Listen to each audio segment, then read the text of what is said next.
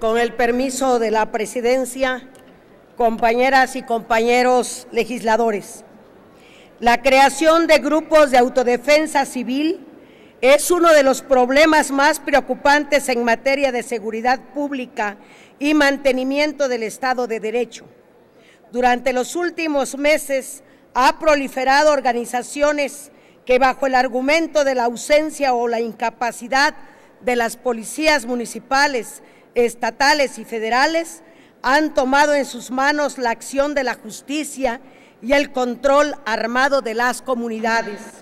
Actualmente existen 36 grupos de autodefensa en 5 estados del país, lo que representa un grave indicio de debilidad del Estado en zonas rurales, donde el crimen organizado ha adquirido la capacidad de imponer sus reglas a poblaciones enteras. La aparición de organizaciones armadas que asumen la defensa de las comunidades y aplican normas propias de impartición de justicia obliga a poner atención a un fenómeno que puede agravar la situación de violencia imperante en muchos municipios. Sin duda, detrás de la formación de grupos de autodefensa civil se encuentra como problema principal el abandono del Estado mexicano y la pérdida de credibilidad de las autoridades gubernamentales. Sin embargo, no puede dejar de pensarse en que el debilitamiento del Estado de Derecho da oportunidad al narcotráfico y el crimen organizado para manipular a las poblaciones a fin de proteger y promover sus intereses.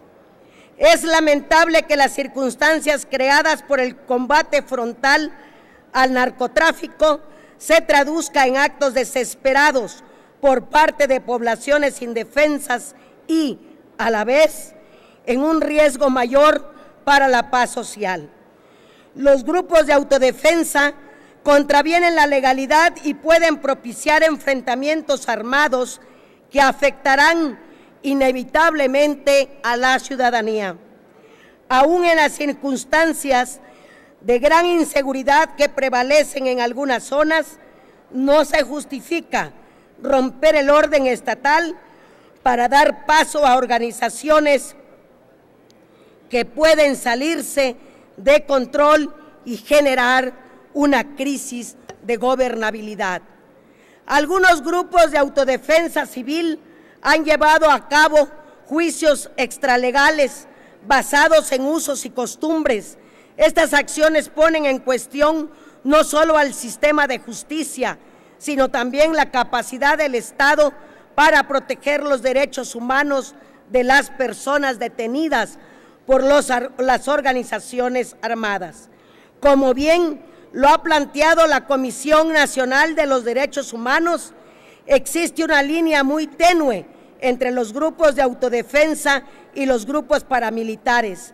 Si bien los gobiernos federal y estatales han intervenido para que sean liberados los detenidos y se esclarezca su responsabilidad en presuntos delitos, es sumamente importante evitar que prosiga la descomposición de las relaciones comunitarias y actuar eficazmente para garantizar la seguridad y los derechos de los ciudadanos.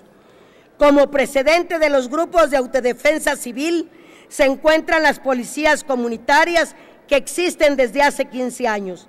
Estas policías están reguladas por las autoridades y, según declaraciones de autoridades competentes, existe la posibilidad de reglamentar a los grupos de autodefensa para evitar que cometan excesos. En esa línea se ha planteado la idea de hacerlos coadyuvantes de la justicia, como el caso Guerrero. No se ha especificado cómo se regularizarían esos grupos y tampoco se ha abundado sobre lo que representaría legitimar a organizaciones armadas en casos sometidos a grandes tensiones por la presencia del narcotráfico y el crimen organizado.